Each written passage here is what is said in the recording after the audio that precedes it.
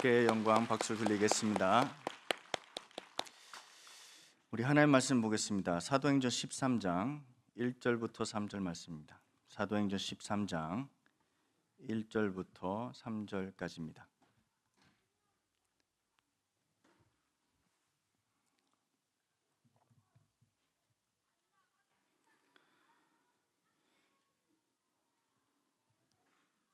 네, 우리 다 찾으셨으면 우리 합독하겠습니다. 함께 읽겠습니다. 안디옥 교회에 선지자들과 교사들이 있으니 곧 바나바와 니게르를 하는 시몬과 구레네 사람 루기오와 본붕 왕 헤롯의 맏동생 마나임과 및 사울이라. 주를 섬겨 금식할 때에 성령이 이르시되 내가 불러 시키는 일을 위하여 바나바와 사울을 따로 세우라 하시니 이에 금식하며 기도하고 두 사람에게 안수하여 보내니라. 아멘.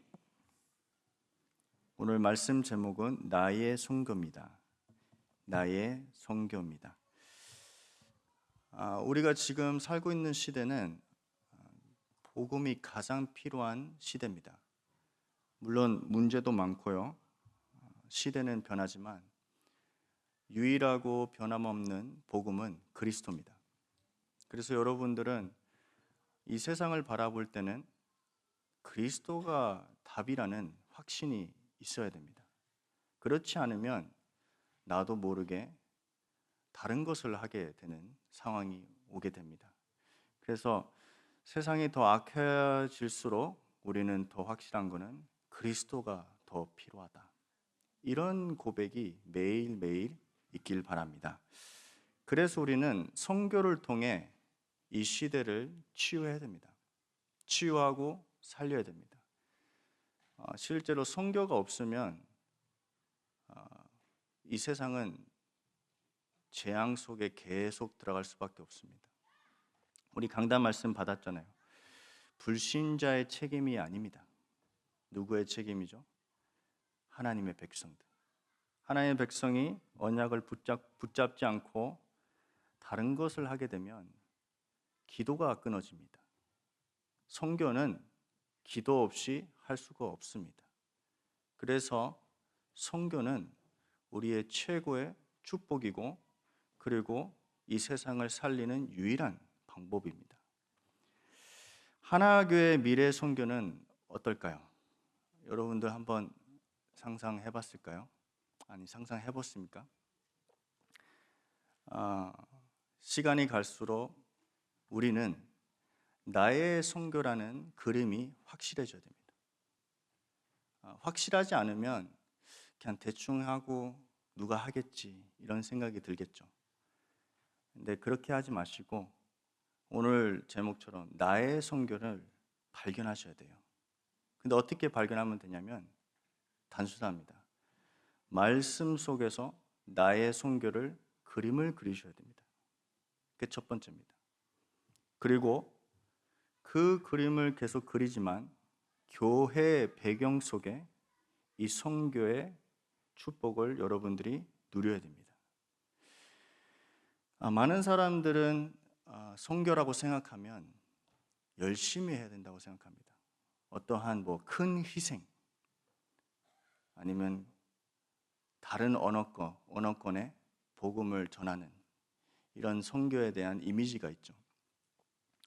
근데 제가 오늘 말씀을 드리고 싶은 거는 교회 없이 선교가 없습니다. 그걸 여러분 잘 아셔야 됩니다. 저도 교회가 있기 때문에 이 선교 축복을 계속 누리고 있습니다. 여러분들이 기도 안 해주시면 선교는 이루어질 수가 없습니다. 그러면 여러분들의 기도가 중요합니까? 안 중요합니까? 너무 중요해요. 이게 파수꾼의 역할입니다. 그래서 선교의 망대 이렇게 얘기하잖아요. 그렇죠? 각 현장에 선교지에 선교의 망대가 세워져야 됩니다. 그렇지 않으면 여러분들 후대가 헷갈립니다. 혼란에 빠집니다. 선교지에 일어나는 영적 문제가 우리나라까지 온다니까요. 이게 영적 사실입니다. 흐름입니다. 흑암은 시공간 초월해서 모든 것을 재앙 속에 빠뜨리는 게 흑암입니다. 그럼 이걸 어떻게 막을 수 있습니까? 교회를 통해, 선교 역사를 통해 이것을 막아야 됩니다. 그래서 여러분들은 하나님의 유업을 이을 자로서 선교, 전도의 축복을 이미 받았습니다. 그러면 상속자로서 확신하시면 됩니다. 상속자로서. 바울은 여러분들 잘 보시면 바울의 선교 사역은 항상 교회의 배경을 두고 이 선교의 축복을 누렸습니다. 절대 따로 하지 않았습니다. 그래서 여러분들은 선교사님 위해서 꼭 기도하셔야 돼요. 여러분들 여기서 기도하는 그 기도가 선교사님을 힘을 준다니까요. 그리고 선교사님이 그 현장에서 사역을 하고 있잖아요. 같이 동행하는 게 기도입니다. 내 몸은 거기 없지만. 그러면 여러분들은 다 선교를 하고 있다는 거예요. 근데 오늘 우리 이번에 강단에서 우리가 기도하기 시작할 쯤에 그냥 한 그 아니라 내가 그냥 기도하는 그 시작에 하나님이 이미 역사하고 있다는 거예요. 대단하지 않습니까? 하나님은 그 뜻은 모든 것을 준비하고 다 주시겠다는 거예요. 근데 선교도 똑같습니다. 여러분들이 선교의 축복을 확신해서 기도하잖아요. 기도하기 전에 역사합니다. 그 확신을 가지고 선교를 두고 기도하시길 바랍니다.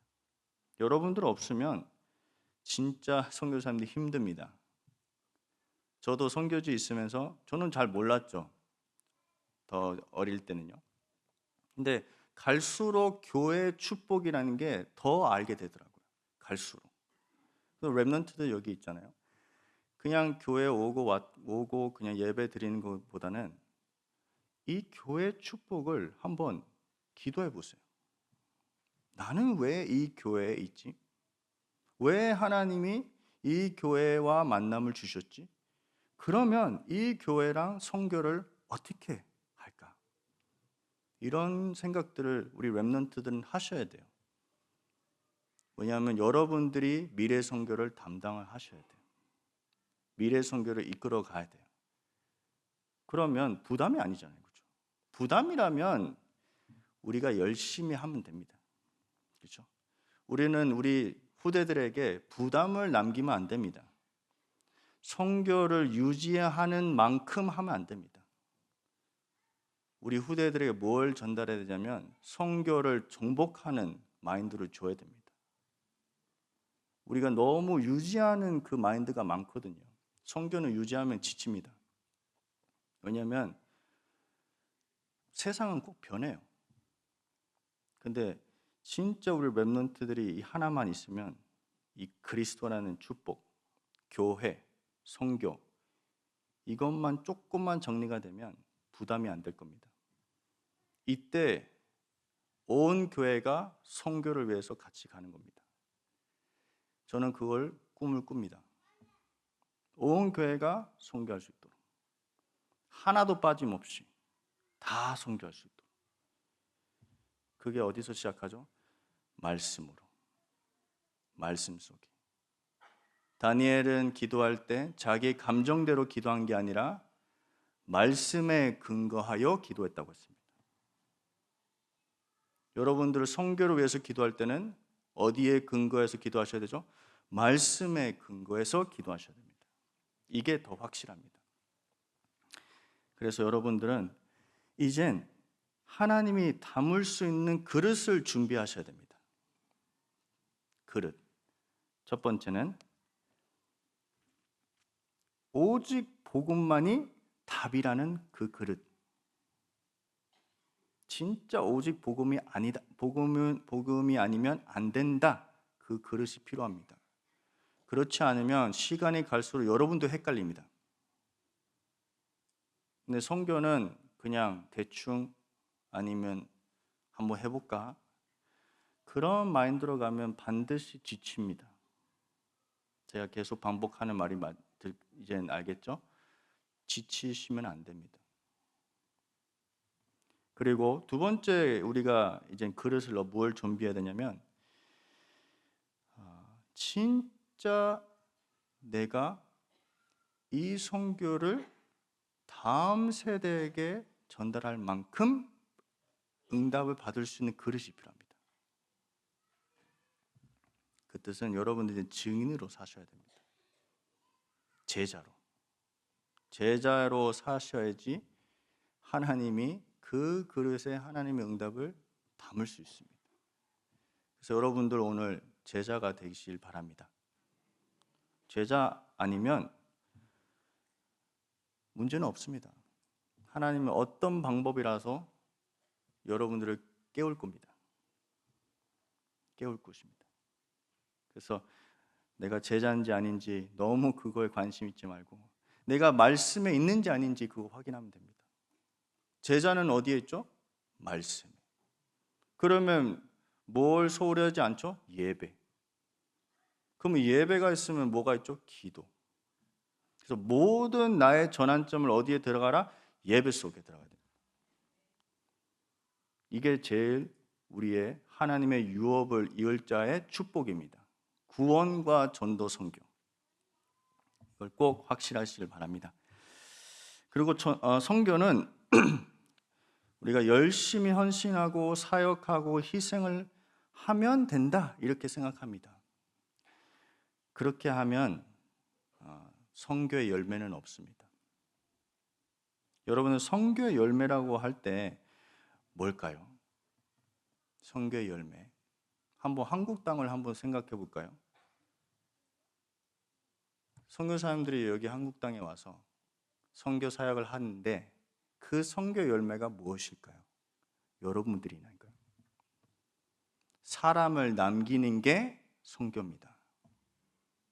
우리는 건물, 시스템, 프로그램 생각하는데 그게 아닙니다. 참된 선교는 제자를 남깁니다. 그러면 너무 확실하잖아요. 우리가 뭘 해야 되는지. 그리고 어떤 일이 생겨도 낙심할 필요 없는 확신. 그래서 선교는 부담이 아니고 우리의 행복입니다. 저는 꼭 그렇게 얘기하고 싶어요. 부담이 되시면 안 됩니다. 행복해야 돼요. 선교할 때는. 부담은 미안하지만 선교사님이 부담 가지면 됩니다. 여러분들은 부담 가지면 안 됩니다. 계속 행복한 마음으로 선교사님 위해서 기도하셔야 됩니다. 그래야지 선교사님이 힘을 얻습니다. 그리고 선교는 하나님의 입장에서는 단순합니다. 왜 단순할까요?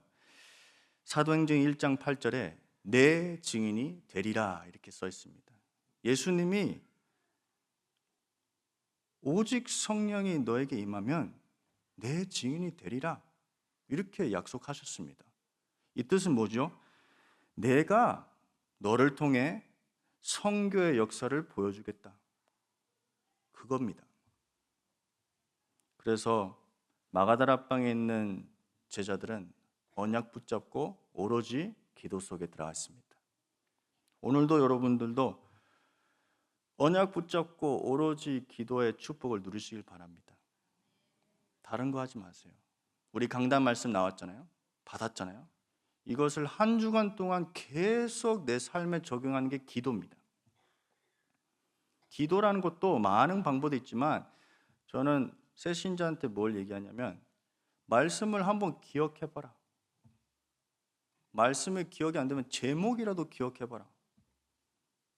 그렇게 얘기하거든요.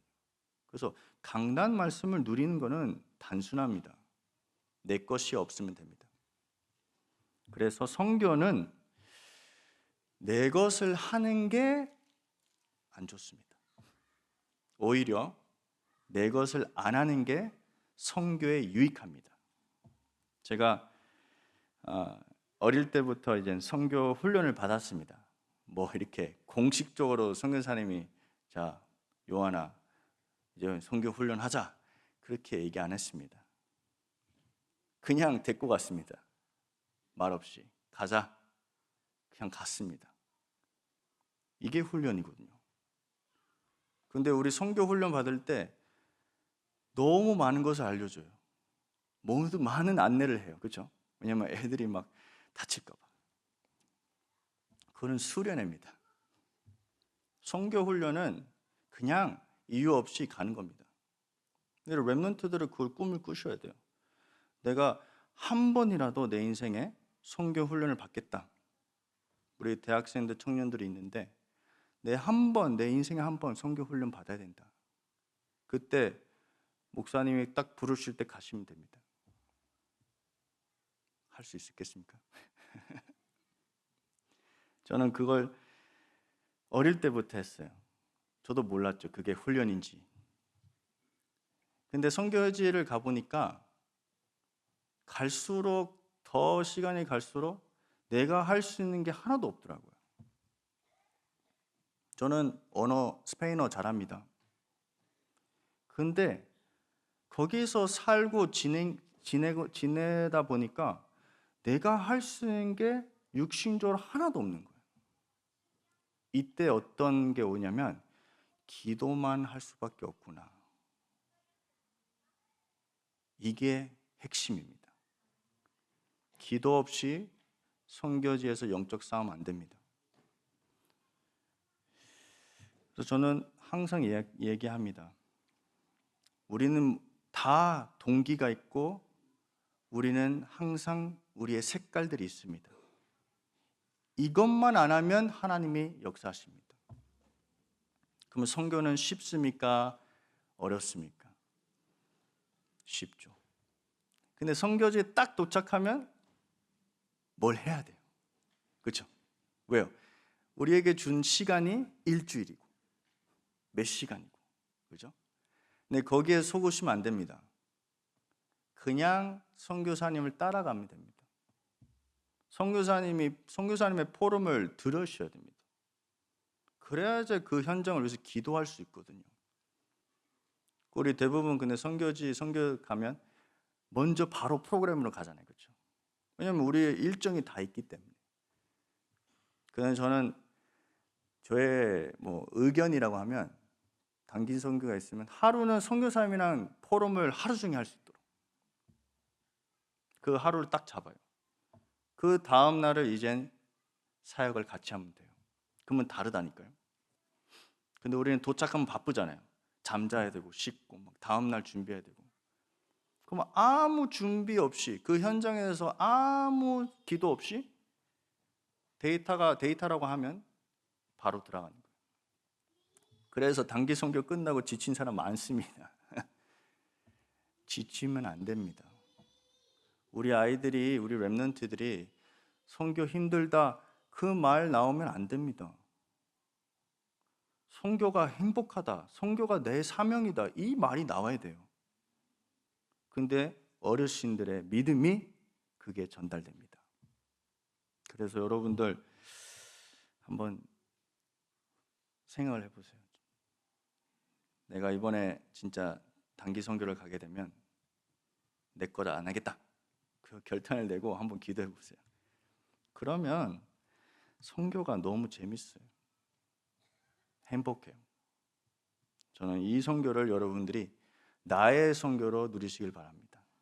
나의 선교가 되시길 바랍니다.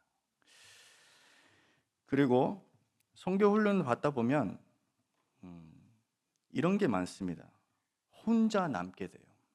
사람은 있는데 혼자 있는 느낌이에요. 여러분들은 그런 상황을 겪어봤습니까? 나는 직장인이고 내 사업도 있지만 나만 믿고 있어요. 아니면 대학교 가면 친구들이 있는데 나만 믿고 있어요. 참 혼자 있는 느낌이 들거든요.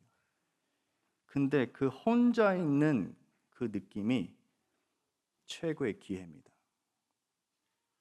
어떤 기회죠? 기도할 수 있는 기회입니다. 모든 7 렘넌트들은 혼자 남았습니다. 홀로. 그때 뭐 했을까요? 기도했습니다.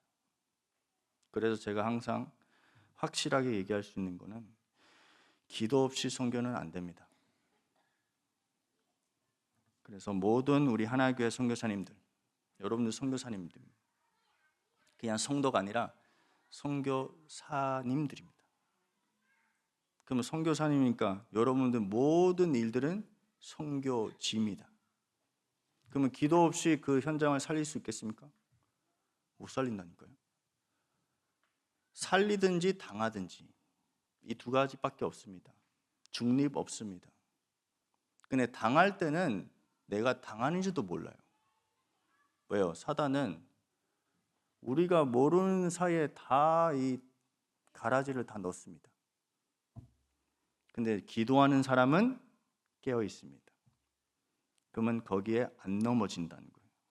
있지만 안 넘어진다는 거예요. 그래서 우리 강단 말씀에 뭐가 나왔죠? 하나님의 쓰시는 사람은 누구죠? 기도의 사람이라고 했습니다. 깨 있는 사람이 하나님이 쓸 수 있다는 거예요. 자고 있는데 어떻게 쓸 수 있습니까? 그렇죠. 여러분들 기도로 깨 있으길 바랍니다. 첫 번째입니다. 바울의 선교입니다. 짧게 말씀을 드릴 테니까 제가 이렇게 설명을 잘 안 해도 양해하시길 바라고요. 바울의 선교는 뭡니까? 로마서 15장 16절부터 18절까지 보시면 바울이 이방인들에게 왜 복음을 전해야 되는 이유가 여기 나옵니다. 그리고 이유만 얘기하는 게 아니라 확신하여 얘기합니다. 이 정도로 바울은 선교라는 것을 누렸습니다. 그리고 로마서 15장 21절에 보시면 이렇게 써 있습니다. 기록된 바 주의 소식을 받지 못한 자들이 볼 것이요 듣지 못한 자들이 깨달으리라 함과 같은 일이라. 바울의 오촌 종족입니다. 그 뜻은 바울은 그냥 자기가 편한 그 현장만 생각하는 게 아니라 땅끝까지. 땅끝이 어디죠? 오촌 종족입니다. 뭐 지역이라고 둘 수도 있지만 저는 땅끝이라는 것은 복음을 한 번도 못 들은 그 민족에게 전하는 게 우리의 땅끝입니다. 그래서 여러분들 바울의 선교는 237 오촌 종족을 다 누리는 선교사였습니다. 근데 바울이 그것을 다 해냈습니까? 바울은 순교했잖아요. 중간에요. 근데 이 고백이, 이 확신이 누구를 남겼죠? 제자. 로마서 16장의 제자. 이 제자들이 온 세계에 선교의 축복을 전파했습니다. 이 복음이 어디까지 왔죠? 우리에게 왔습니다. 대단하지 않습니까? 그래서 여러분들의 고백이 중요합니다. 내가 어떤 언약을 붙잡고 기도하는 게 진짜 중요합니다. 237 오촌 종족 물음표? 그럼 물음표로 끝납니다. 물음표로 하지 마시고 영어로 exclamation mark 뭐라는 그 뭐죠? 강조 느낌표라고 하나요? 이게 물음표로 끝내면 안 돼요. 확실하셔야 돼요. 왜? 말씀이 우리에게 얘기하고 있잖아요. 내 증인이 될 거라고. 되리라. 될 거라고 말고요. 죄송합니다. 되리라. 선교는 진짜 우리의 유업입니다. 우리는 그의 상속자고. 그리고 사도행전 9장 9절에 물론 바울이 로마서 15장에 이방인들에게 전파해야 되는 이유가 있었지만 이것을 할 수 있는 시작이 있었다는 거잖아요. 바울에게는. 그게 사도행전 9장 9절입니다. 아니 9장 전체인데 9장 9절에 보시면 사울이죠. 사울이 예수님을 만납니다. 다마스에서. 그리고 4일 동안 보지 못하고 먹지도 못했다고 했습니다. 사도행전 9장 9절이에요. 그래서 뭘 했냐? 그 4일 동안 기도했다는 거 써 있습니다. 근데 사도행전 9장 10절에 보시면 그때 다메섹에서 누가 있었냐면 아나니아가 있었습니다. 아나니아. 근데 이렇게 써 있습니다. 그때 다메섹에 아나니아라 하는 제자가 있더니 이렇게 써 있습니다. 여러분들 아나니아 같은 제자가 되길 바랍니다.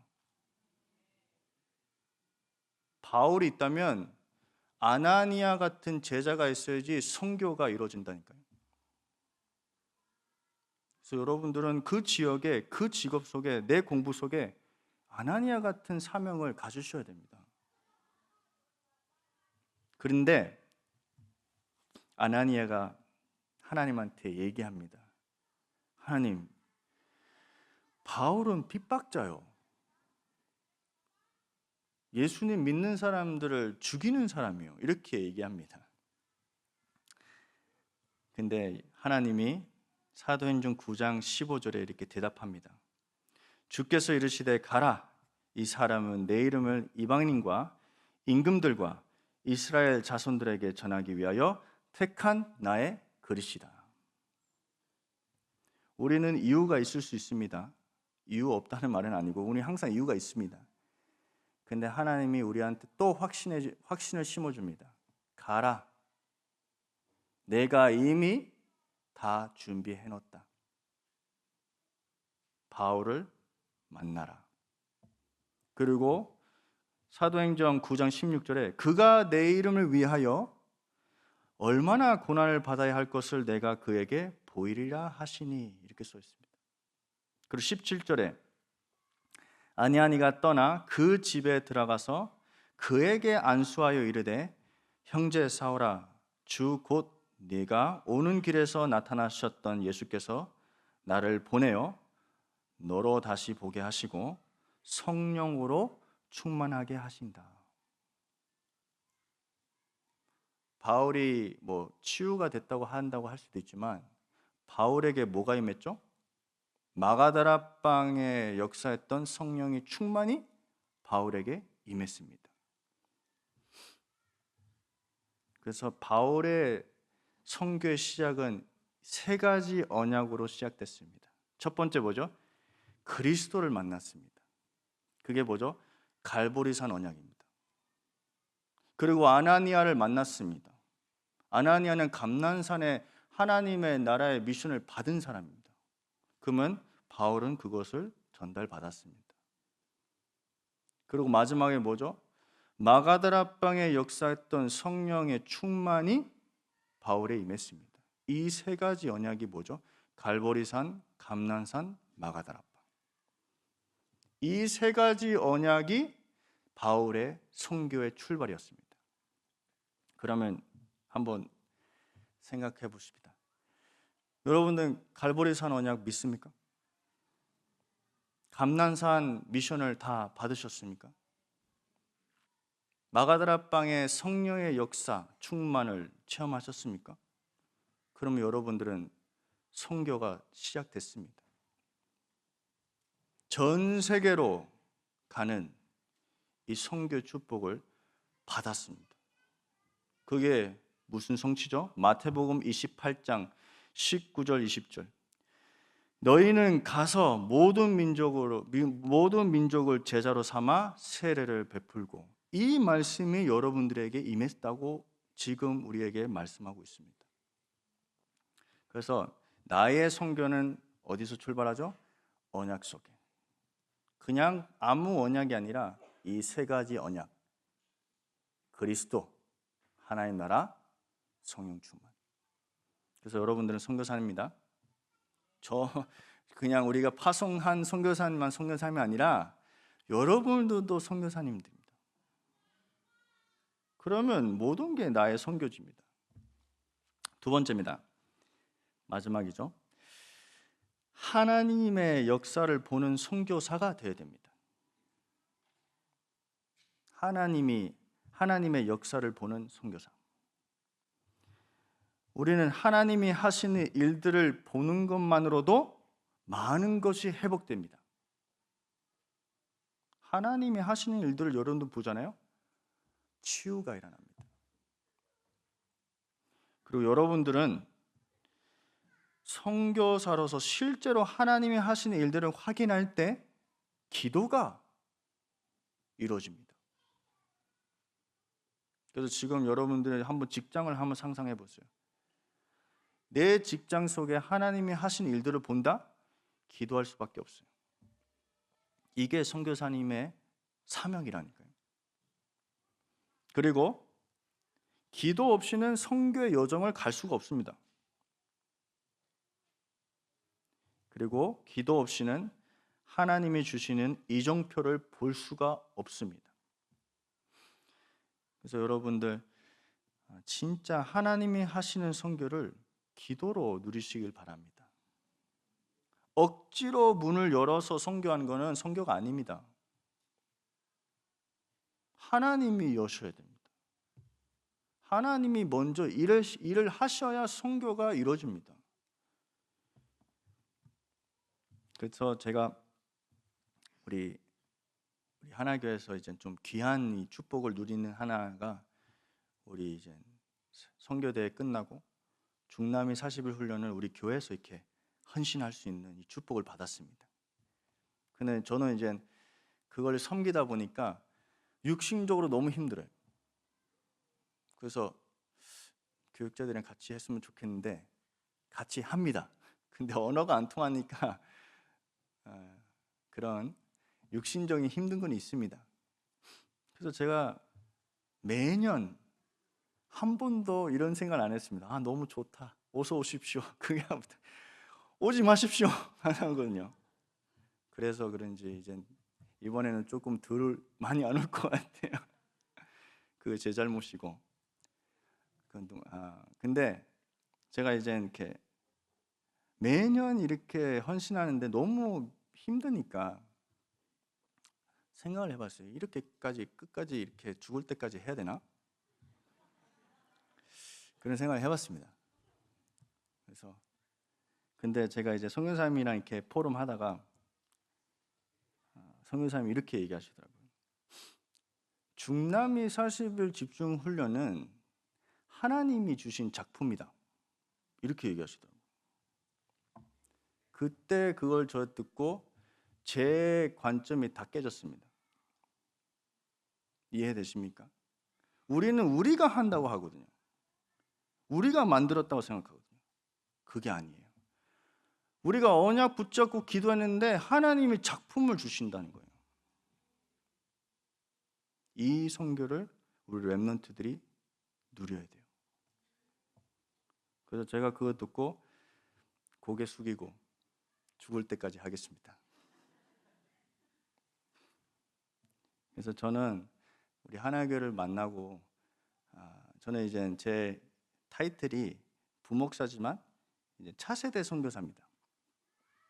그 뜻은 이제 우리 하나교회를 함께 선교할 수 있는 하나의 선교사로서 준비되는 차세대 선교사라는 거죠. 그래서 저 개인적으로는 하나교회와 나와 선교는 무엇을 준비해야 될까, 이런 생각이 거의 매일 있습니다. 저는요. 왜냐하면 거의 교회 매일 생각하니까요.